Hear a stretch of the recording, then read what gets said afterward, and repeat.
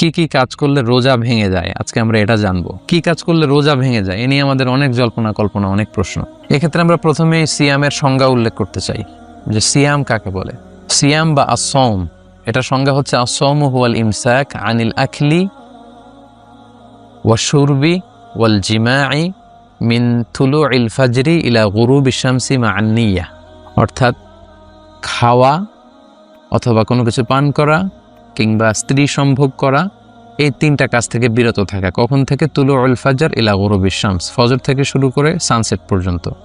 এই long period of টাইমে কোনো ধরনের পানাহার করা যাবে না, স্ত্রীর সাথে ইন্টিমেসিতে যাওয়া যাবে না। নিয়ত সহকারে এই যে আপনি রিচুয়ালসটা পালন করলেন, এই যে বিধানটা আপনি পালন করলেন, এটার নাম হচ্ছে সওম।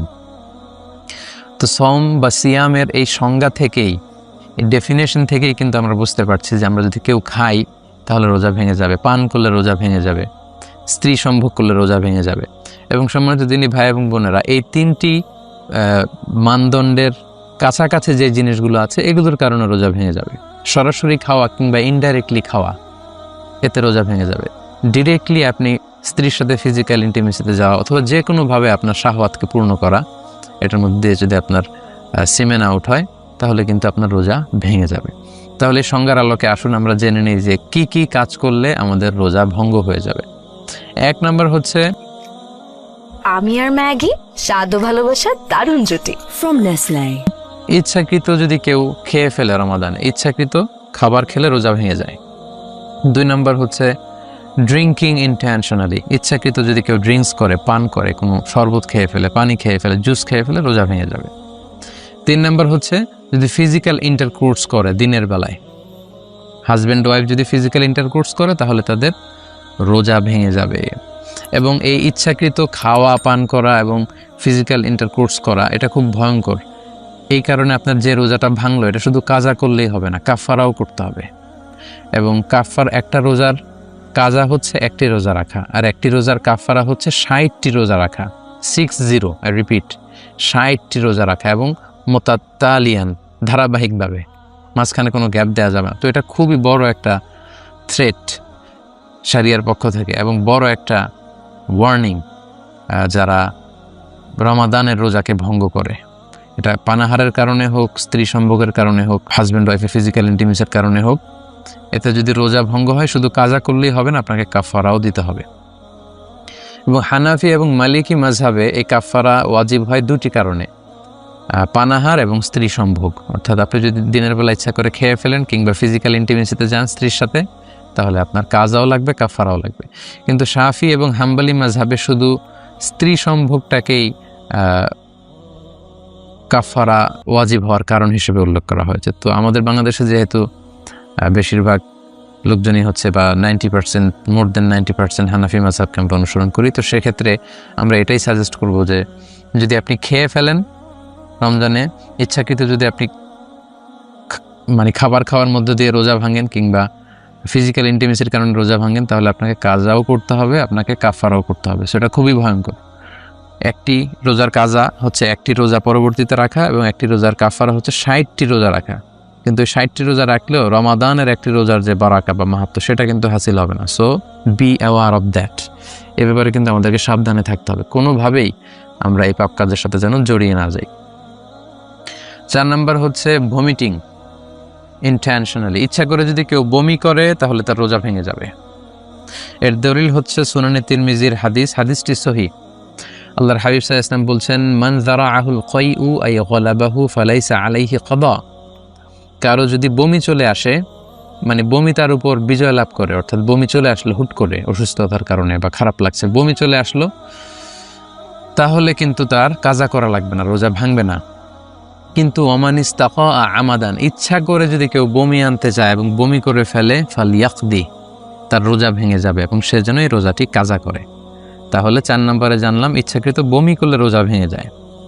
5 নম্বর হচ্ছে মাস্টারবেশন, যেটাকে আরবিতে বলে আল ইস্তিমনা, বাংলায় বলা হয় হস্তমৈথুন। এই কাজ যদি কেউ করে, অর্থাৎ ইচ্ছাকৃতভাবে যদি বীর্যপাত করে, তাহলে সে কারণে কিন্তু আপনার রোজাটি ভেঙে যাবে। সো যুবক ভাইরা, যুবক যুবতীরা খুবই সাবধান, এটা একটা বড় ধরনের পাপ, কবিরা গুনাহ মিনাল কাবায়ের। এবং রমাদানে যদি কেউ এই কাজ করে তার রোজা কিন্তু ভেঙে যাবে। এটার দলিল হচ্ছে সেই বুখারীর হাদিসে কুদসি, যেখানে আল্লাহ তাআলা ইরশাদ করছেন, ইয়াদাউ তুআমাহু ওয়া শারাবাহু ওয়া শাহওয়াতাহু মিন আজলি। রোজাদার রমজান মাসে আমি আল্লাহর সন্তুষ্টির জন্য খাবারকে বর্জন করে, পান করাকে বর্জন করে এবং তার শাহওয়াতকে বর্জন করে, তার যে ডিজায়ার, তার যে যৌন তাড়না, এটাকে সে অবদমিত করে রাখে, কন্ট্রোল করে রাখে। সো আপনি যদি ইস্তেমনা করেন, অর্থাৎ মাস্টারবেশন করেন, তার মানে এর মাধ্যমে আপনি আপনার শাহওয়াতকে, আপনার খায়েশকে আপনি পূরণ করলেন। সিমেন আউট করার মধ্য দিয়ে আপনি কিন্তু আপনার এই শাহওয়াতকে অর্জন করে ফেললেন। ফলে এই যে সিয়ামের একটা পার্ট হচ্ছে শাহওয়াতকে বর্জন করা, সেটা হয়নি। ফলে এ কারণে আপনার রোজা ভেঙে যাবে। সো খুব সাবধান। 6 নম্বর হচ্ছে কেউ যদি সিগারেট খায়, স্মোকিং করে। Smoking ইনভ্যালিডেটস the fast. স্মোকিং এমনিই তো এটা বড় ধরনের গুনাহ, এটা স্বাস্থ্যহানি হয়, পরিবেশ দূষণ করে, আশেপাশে যারা থাকে তাদেরও ক্ষতি। সো যারা স্মোকিং করছেন রমাদানে, খুবই সাবধান, আপনাদের রোজা কিন্তু ভেঙে যাচ্ছে। কারণ স্মোকিংয়ের মাধ্যমে যে টোবাকোর যে ধোঁয়া এবং এর মধ্যে কিছু পার্টিকেল কিন্তু আপনার দেহের ভেতরে চলে যাচ্ছে, স্টোমাকে চলে যাওয়ার সমূহ সম্ভাবনা। এই জন্য স্কলাররা বলেছেন যে স্মোকিং করলে রোজা ভেঙে যায়। 7 নাম্বার হচ্ছে নাকে যদি আপনি কোনো ওষুধ দেন, let's a nose drop, it's very sensitive. I repeat, আমি আবার বলছি, নাকে যদি আপনি কোনো ধরনের ড্রপ ইউজ করেন, কারণ our nose is a gateway to reach to our stomach. আমাদের নাক দিয়ে কিন্তু আমাদের স্টোমাকে পানি, খাবার এগুলো পৌঁছে যায়। এজন্য দেখবেন কেউ যদি অসুস্থ হয়, তাকে অনেক সময় নাক দিয়ে স্যালাইন দেওয়া হয়, নাক দিয়ে খাবার দেওয়া হয়। তার মানে নাক দিয়ে আমাদের পাকস্থলিতে বা আমাদের স্টোমাকে খাবার পৌঁছানোর একটা গেটওয়ে আছে। সো এই নোজ ড্রপে কিন্তু আপনার রোজা ভেঙে যাবে। এটা ভেরি সেন্সিটিভ, সাধারণত usually it goes in. So এই জন্য স্কলারদের ভিউ হচ্ছে যে আপনি নাকের ড্রপ যদি ইউজ করেন, এটার স্বাদ গলায় চলে যাবে এবং স্টোমাকে চলে যাওয়ার সম্ভাবনা। সো এটাতে রোজা ভেঙে যাবে। তাই আমরা সাজেস্ট করি আপনি রাত্রিবেলায় নাকের ড্রপ ইউজ করবেন। নাক দিয়ে কোনো ওষুধ ইউজ করলে কিন্তু আপনার রোজা ভেঙে যাবে। এটার দলিল হচ্ছে সুনানে তিরমিজির হাদিস, আল্লাহ রাসূল সাল্লাল্লাহু আলাইহি ওয়াসাল্লাম এক সাহাবীকে বলেছিলেন যে আসবিগিল wudu, তুমি ওযুকে পরিপূর্ণভাবে আদায় করো, ওয়া খাল্লিল বাইনাল আসাবি', আর ওযুর সময় আঙ্গুলগুলো সুন্দর করে খিলাইল করে করে পানি পৌঁছে দাও, ওয়া বালিগ ফিল ইস্তিনশাক, আর ভালো করে নাকে পানি দাও। আমরা ওযুর সময় নাকে পানি দিয়ে ইস্তিনশাক করি।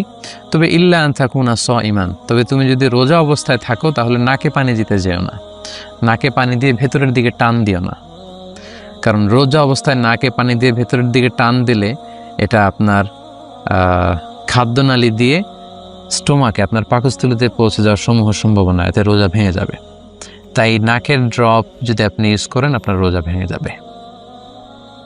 তাহলে সম্মানিত শুধু আমরা এই পয়েন্টটাও ভালো করে আশা করি বুঝতে পারলাম যে আমরা কি কি কাজ করলে আমাদের সিয়াম ভঙ্গ হয়ে যায়। পয়েন্টটিও আমরা আশা করি বুঝতে পেরেছি।